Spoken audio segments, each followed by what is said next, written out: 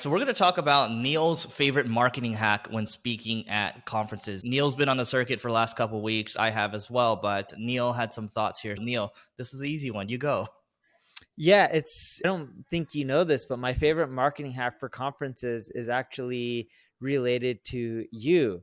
So I've been getting an email from a guy named David Turi. Do you know who he is? That's a trick question. You know who he is. Eric's Yep. nodding yes. For anyone who's watching the video format, you can see him nodding yes. But David works with him. So check this out. Eric and I speak at the same conference. And Eric and I both try things like booths and sponsoring events or working out deals. And for most events, and when I say most events, I'm talking well over 90+%, the booths just aren't as effective as they used to be. Speaking is probably one of the most effective strategies, as well as setting up in-person meetings. If you speak, though, and you can apply to speak at pretty much any event, some will accept you, some won't. It happens to all of us. Eric has been running this process, and it's pretty cool, and I sent it to my team. So I got an email because we both spoke at an event called SaaS Open, which I believe is Nathan Latka's event. And David from Single Grain, Eric's company, he sends me a message. You know, of course, I'm a competitor, but doesn't matter. I still love the approach. He sends me an email saying, "Hey, Neil, we missed each other at SaaS Open. Hopefully I can catch you at another SaaS conference later this year." Having said that, I wanted to share our CEO, Eric Siu's slides from SaaS Open regarding SEO shortcuts, building a media moat. It was well received, so hopefully you'll get some value from it. On another note, a lot of the information provided at this event is exactly what we provide for our partners. I'm not sure if this is something you currently need help with, but we are happy to provide an audit and share what our recommendation in order to optimize and increase your current SEO performance. If you're interested, just hit reply. And of course, his slides are attached in PDF format. PDF is important because then the design and the fonts and everything comes across. And I thought it was great. And then I didn't respond to him. And this was 12 days ago. So then 2 days later, which would have been 10 days ago, he emails me again. "Hey, Neil, just want to follow up on the slides I sent you. Also, do you want to take us up on that offer for SEO recommendations? That was it. Then 3 days after that, which would be 7 days ago, he emails saying, "Neil, we never heard back from you in regards to the SEO slides I shared with you and the free audit I offered. If you're interested in the future, feel free to reach out." And that was it. He didn't keep pestering me after that. But I loved it. And the reason being is, if you spoke at a conference, you've built up goodwill with a lot of the attendees, even if they didn't hear your session because you're talked about during the event or people know that you're speaking because of the agenda. And even if they missed it, they probably want the slides. If they attended it and they got value, there's a good chance they'll take you up on the free recommendation. I thought it was a great marketing strategy, forwarded it to my team. Eric, thanks. I told my team to copy and modify it so the text isn't the same, but leverage a similar strategy. Yeah. Hey, whatever works. And I think there's a couple lessons in here. And so one is, if you see something interesting, go ahead and test it. 1 in 12 experiments usually that's the ratio for the experiments that end up working.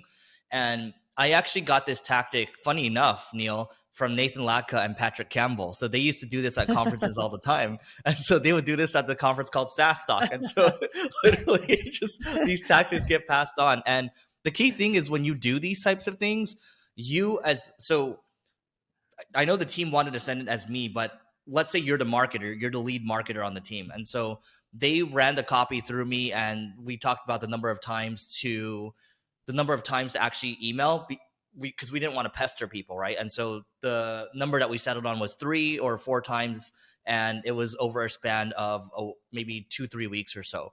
And it was very lighthearted. It's not like constantly saying, "Hey, buy my stuff." It's more like, "Here's a resource for you. If you wanted to chat, go for it. If not, that's totally fine. By the way, here are the slides again." So we're trying to layer on some value in there. Neil, before we finish off on this one, if you want to share this one, I thought this was interesting because I hadn't heard of this before, but I've spoken at conferences for years. Neil's spoken at conferences for years and years too. But now Neil does this thing where he actually arranges for the conference organizers to help him book some meetings. Is that how it works, Neil? Yeah, it is. So what we'll do is, depending on the event I'm speaking at, we'll have the conference organizer hit people up, like their main sponsors, people who spent money, their biggest attendees, like corporation wise, where they're buying a lot of tickets and they have money, assuming the conferences are expensive. And we tend to speak at expensive conferences, which means that attendees typically have money, or the businesses have money to spend. And we'll do deals with them where they set up meetings. So let's say if you are SaaS Open, we didn't do this with SaaS Open, but let's say you're SaaS Open. We would say, all right, Neil's going to speak. Here's his fee. We'll negotiate the fee, or we'll say, hey, he'll speak for free or discounted rate, but we want X, Y, and Z. X, Y, and Z used to be booths and sponsorships, and the ROI and that kind of stuff wasn't that great. It was better to just charge the speaking fees. What was great, though, was saying, hey, what's your attendees?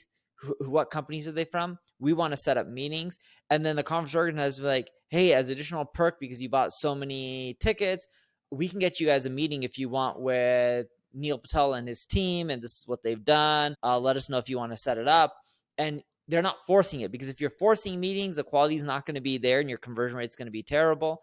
And they'll be like, oh yeah, they give you feedback on all these different types of marketing strategies and presenting on this, that, and the other. And that has been the number one producer of revenues for conferences for us. So when we go to conferences, that's been super effective. And the other thing that's been effective for conferences is going to industry events. So like Google has another live event tomorrow where they're breaking down a lot of stuff. We're under NDA, so I can't talk much about it, but they're tight-lipped. They didn't reveal tons to us anyways. And agencies will be there and customers will be there. So we'll have some of our exec team go down there, be there at Google, networking with other large corporations that are spending an arm and a leg at Google, which is another way to pick up revenue. So industry events like that, we find also great ways to generate more income. Got it. And last thing, Neil, when you set up those meetings, it sounds like it's very lighthearted. It's optional. What's the topic of those meetings? It's just hanging out, or what is it? How can we help? So a lot of times they're like, hey, what's the purpose of the meeting? So I'll give you a great example. It was in Brazil. They set me up with the meeting, and it was with the CTO. And it was a good sized company, beauty company. I think they had 30-something thousand employees. So it doesn't matter if it's in Brazil or Portugal or the US. If you have 30,000 plus employees, you're usually a decent sized business. I'm assuming everyone would agree with that one. It doesn't matter what currency exchange, 30,000 plus employees is 30,000. So met up. He brought his CEO and chairman as well. We didn't know that. He's, oh, what was the purpose of me? Yeah, I just want to talk to you, see what we can do to help, where your problems are. And we're just lighthearted discussing things like, yeah, we're doing a lot of this stuff internally. And they were just like, but you know what? We really need some help expanding globally. So we're already in Brazil. We're doing well in Brazil. We need help expanding into Europe. And we're like, cool, we have a European team and we help with this, right? We're NP Digital. We're a global ad agency. We've been adding a new region literally at least once a month. We've been exploding in new regions. And there's, oh, cool, we'd love to work together. And we're still in conversations. But that's typically how they go. Some of them are a bust. They don't convert. I would say more than half of them, probably more than 70% of them relate to no business, but it's somewhere around 20 to 30% relate into new business. And the campaigns typically start off small, but these are massive companies. So then use the land and expand approach in which you're going after multiple divisions within that organization, because large corporations that are publicly traded typically have many divisions and product lines.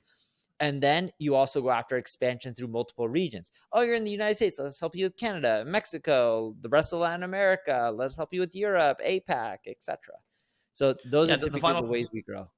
The final thing to close this out is what Neil's not mentioning here is that both of us try to be as helpful as possible. It doesn't matter if it's new business or not. And so if they come in and say, hey, we need help with this, we need help with that, and we don't offer that, the first thing we'll do is fire off an email. And so at the end of the day, the worst case scenario is you meet a cool person and you have a new friend.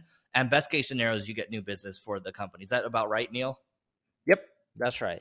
And it's a long-term approach. It's funny how a lot of these people I meet 2-3 years later, they hit us up and then they're interested in working with us, or they move to a different company and then they're interested in working with us.